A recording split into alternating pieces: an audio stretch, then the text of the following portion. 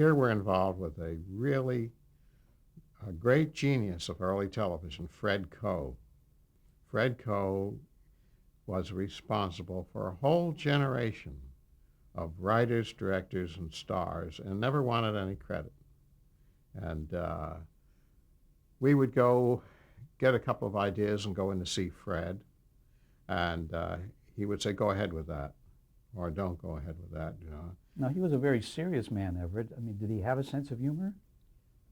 Oh, I think Fred understood the best kinds of humor.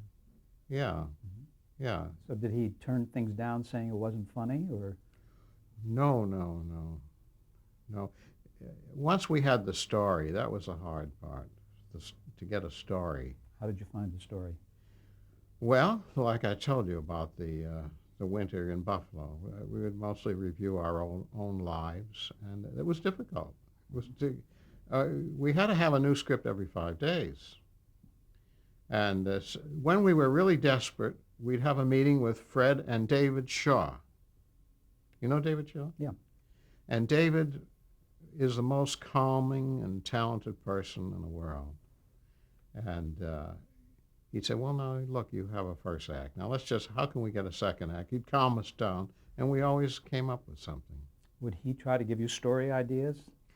No, but he would take the germs that you had and show you how you could use them. Do you remember any single script or story that was the most difficult one you had to work on that stands out? Well, they were usually the lousy shows, so I forgot. Then let's go to the best one that you ever did. What was your favorite Mr. Peepers that you and Jim My wrote? favorite? Well, one that comes to mind is where Mr. Peepers, the kids found a very rare Lepidoptera, which is a butterfly, and Mr. Peepers convinced the kids that they should let it go free. It was a very touching show, but the really marvelous thing about it, it was a puppet, and it was made by the Bairds. Uh-huh. And I thought, my God, this thing, it'll never fly out the window without catching, this is live television. It'll catch on the shade. It'll never get out there. And yet it did. Did you repeat that at all? I mean, the character of the puppet? No, You never did. no. Was that because of Wally Cox's own vast knowledge of bugs? Oh, yeah, we stuck to Wally's nature. Yeah. What else about Wally did you use?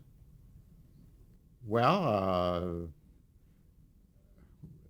Mr. Peepers was Wally. It was Wally without a sex life, and Wally without his neuroses. Wally was a manic depressive, and it was an idealized Wally.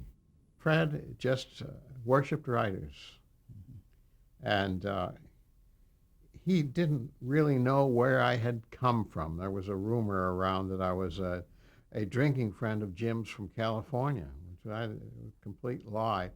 But, and at first, I didn't know quite how to behave. Like in a rehearsal in the Center Theater, I would hear a line and I'd say, "We didn't write that. Where did that come from?" The first said, "Get out of here, Pappy. You're out of here for 3 weeks." And I didn't know how to behave. Were you barred from the rehearsal? I was barred from the Center Theater for 3 weeks. But then I began to learn a little tact as the years went by, and he accepted me.